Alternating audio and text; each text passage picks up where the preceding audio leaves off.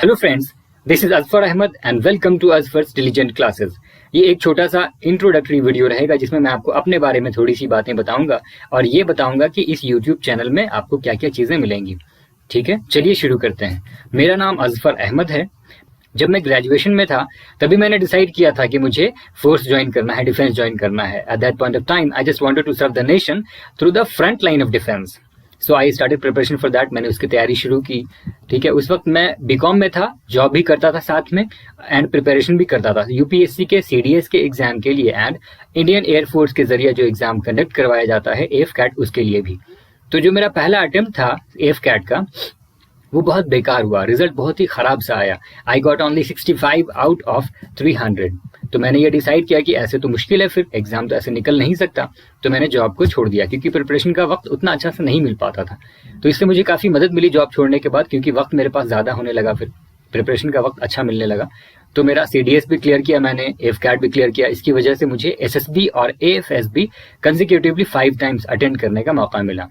होता क्या था कि हर टाइम मैं जो है हर मरतबा स्क्रीनिंग टेस्ट तो मेरा इजीली क्लियर हो जाता था, जिसके बाद फर्दर 4 डेज के लिए ठहरने का, वहाँ पर बोर्ड में रहने का, रुकने का इंतजाम हो जाता था एंड देन आगे की टेस्टिंग होती थी और हर मरतबा मैं कॉन्फ्रेंस तक पहुँचता था। But due to some reason unfortunately I did not make it. तो मैंने ये डिसाइड किया कि चलो ठीक है, यूनिफॉर्म खुद तो अचीव नहीं कर पाया तो उन लोगों को प्रिपेयर करते हैं, ऐसे एस्पिरेंट को जो डिफेंस एस्पिरेंट है, जो डिफेंस ज्वाइन करना चाहते हैं। ठीक है, and who directly through serve the nation directly through the front line of defence, जो देश की सेवा इस तरह से करना चाहते हैं। ठीक है, एकदम बिल्कुल डायरेक्टली जो है डिफेंस ज्वाइन करने के साथ। ऐसे देश की सेवा आप दूसरे प्रोफेशन से भी कर सकते हैं। ठीक है, तो मैंने ये भी फिर एक चीज़ देखा कि टीचिंग एक ऐसा प्रोफेशन है जिसके थ्रू हम जो है कंट्रीब्यूट कर सकते हैं। ठीक है, towards my country India. Because ऐसे भी मुझे टीचिंग करना पसंद था शुरू से, लेकिन मैंने पहले ये नहीं सोचा था कि मुझे प्रोफेशन बनाना है उसको। ठीक है, और मुझे अपनी नॉलेज को शेयर करना भी अच्छा लगता है। That's why I choose teaching and मैं 2013 से पढ़ा रहा हूँ। Now I am building the nation by making society intellectual. 2013 में ही मेरा ग्रेजुएशन कंप्लीट हो गया था, लेकिन फिर प्रिपरेशन को लेके और दूसरी चीज़ों के जॉब की वजह से फिर बिजी हो गया बाद में, तो छूट गई थी पढ़ाई। फिर 2016 से मैंने अपना स्टडी कंटिन्यू किया। एमकॉम में मैंने एडमिशन लिया and I completed my masters in finance. फिर मैंने बीएड कंप्लीट किया because as you all know, if you want to make your career in teaching field then BEd is very compulsory in our days. तो BEd मैंने complete किया। फिर मुझे एक exam का इन्फॉर्मेशन मिला, that is APS, army public school exam, which is conducted by AWES, army welfare education society. ये total all over India में there are 137 army public schools. तो मुझे लगा चलो ठीक है, इसकी प्रिपरेशन करते हैं।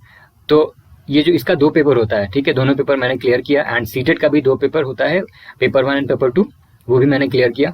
फिर मुझे बाद में मुखर्जी नगर दिल्ली में पढ़ाने का मौका मिला। तो अभी जो है प्रेजेंट सिचुएशन के बारे में बताने से पहले मैं आपको थोड़ा सा पीछे लेकर चलता हूँ। कोविड-19 का जो इशू था, ठीक है, जो जब ये कोविड-19 की मतलब बातें भी नहीं हो रही थी कहीं पे, इसका कुछ भी मतलब नामो निशान नहीं था, तो उसके काफ़ी पहले मैंने अपना कोचिंग क्लास जो है, पहले तो घर पे पढ़ाया करता था, काफ़ी स्पेस था वहाँ पर भी, पर दूसरी जगह पर रेंट लेकर के, और भी बड़ा जगह था वो, वहाँ पर मैं कोचिंग क्लासेस चलाना शुरू कर दिया। लेकिन कोविड-19 में कोचिंग क्लासेस बंद हो गया, ख़त्म हो गया वो। उसके कई महीनों के बाद मुखर्जी नगर दिल्ली में पढ़ाने का मौका मिला, तो मैं वहाँ पर पढ़ाता था और साथ में मैंने अपने बीएड के बेसिस पर और सिर्फ एमकॉम के बेसिस पर अलग अलग जगह पर स्कूलों में और कंपनी में अप्लाई कर रखा था। स्कूलों में for teaching post and companies में फॉर अकाउंटेंट पोस्ट, राइट। तो ये सब चीज़ें थी। प्रेजेंटली मैं यहाँ पर जो है अभी अकाउंटेंट के पोस्ट में हूँ। ठीक है, मैं एक जापानीज ऑटोमोबाइल कंपनी में एक अकाउंटेंट के पोस्ट पे हूँ, अभी नैरोबी केनिया में। Nairobi is the city, Kenya is the country. I am here since February 2022। Actually क्या हुआ था कि मेरा जो सिलेक्शन हुआ था वो सेंट पीटर्सबर्ग रशिया के लिए हुआ था। वहाँ पर वो उस जापानीज ऑटोमोबाइल कंपनी का दूसरा ब्रांच है वहाँ पे। तो वहाँ पर वीज़ा का और फिर कुछ दूसरा इश्यूज था और इनको यहाँ पर भी अर्जेंट रिक्वायरमेंट थी, उस जगह पर भी। तो बोला कि वहाँ का थोड़ा बाद में देखते हैं, अभी तुम यहाँ पर चले जाओ। तो मैंने बोला ठीक है, मसला ही नहीं। तो यहाँ पे आ गया। So presently I am here in Nairobi Kenya. Okay, अब बात करते हैं यूट्यूब की। तो यूट्यूब पे मैं आपको पढ़ाऊँगा, ठीक है, और मैं आपकी मदद करूंगा और इस तरह से मैं आपको पढ़ाऊंगा कि आपकी मदद हो पाए ताकि आप एग्जाम्स को क्लियर कर सकें। ठीक है, और ये बिल्कुल फ्री होगा, कोई चार्जेस नहीं, बिल्कुल बिल्कुल फ्री। ठीक है, एक और चीज़ आपको बतानी है कि आपके पास सिर्फ एक स्मार्टफोन की ज़रूरत है और एक अच्छा सा इंटरनेट कनेक्शन, तो भी आपके लिए ये काम आसान हो जाएगा। अभी सवाल ये है, what will you get in this channel? इस चैनल में आपको क्या चीजें मिलेंगी? तो you will get the guidance for the GS, maths and reasoning, general studies के सारे paper plus mathematics and reasoning, ये सब चीजें आपको मिलेंगी। मेनली जो ऐसे तो काफी सारे एग्जाम्स में ये मतलब टैली करेगा, ठीक है।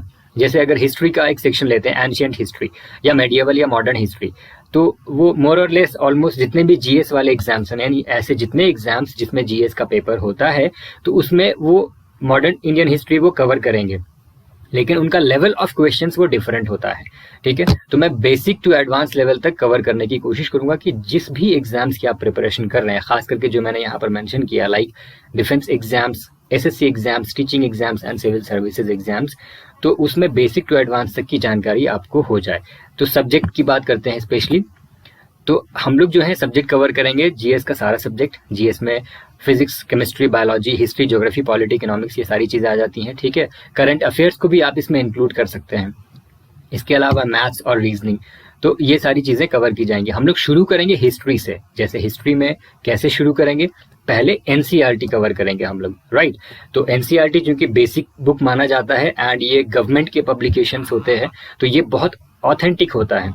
इनफैक्ट यूपीएससी की भी अगर आप तैयारी कर रहे हैं या फिर करने का सोच रहे हैं, तो आपको ये बात पता होगी कि एनसीईआरटी कितना इंपॉर्टेंट है, ठीक है।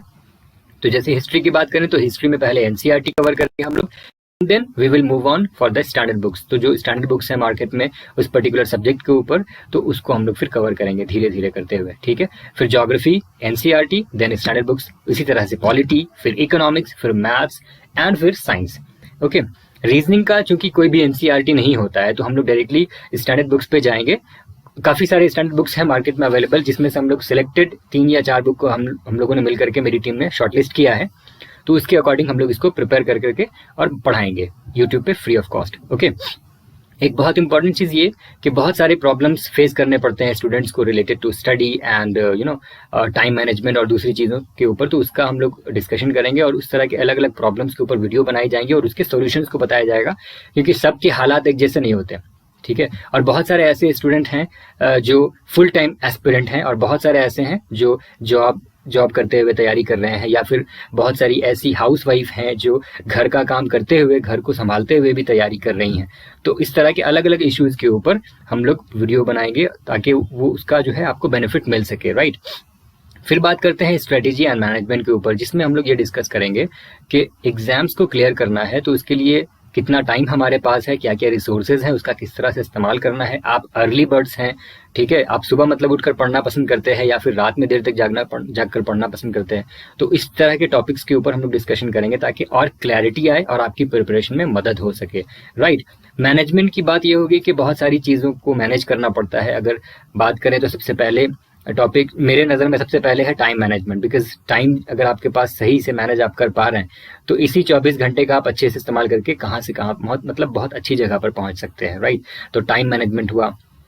प्रिपरेशन के दौरान स्ट्रेस भी बहुत होता है, क्योंकि बिल्कुल एकदम फ्री नहीं होते हैं आप, कुछ ना कुछ चीज़ों का टेंशन या स्ट्रेस होता है, तो स्ट्रेस मैनेजमेंट के ऊपर। इसके अलावा दूसरी चीज़ें हैं जैसे एंगर वगैरह है, तो एंगर मैनेजमेंट के ऊपर, तो इन सब चीज़ के ऊपर हम लोग टॉपिक्स को कवर करेंगे, बट वो थोड़ा सा साइड में उसको रखेंगे। मेन हमारा टारगेट होगा कि जो सब्जेक्ट मेन है उसके ऊपर फोकस रहे, ठीक है, जीएस, मैथ्स एंड रीजनिंग। तो धीरे धीरे करके शुरू करते हैं। शुरुआत हम लोग हिस्ट्री से करेंगे, ये बात हो गई, ठीक है। तो ये सारी चीज़ें थी इस वीडियो में। और एक और बात का ध्यान रखें कि जितना मुमकिन हो सके रूटीन को फॉलो करने की कोशिश करें, मतलब अपना एक छोटा सा अच्छा सा रूटीन बना लें, क्योंकि आपका टाइम टेबल आपको पता है ना कि किस वक्त आप कब किस काम में बिजी होते हैं या कब आप फ्री होते हैं, उसके अकॉर्डिंग एक अच्छा सा रूटीन बना ले प्यारा सा, ठीक है।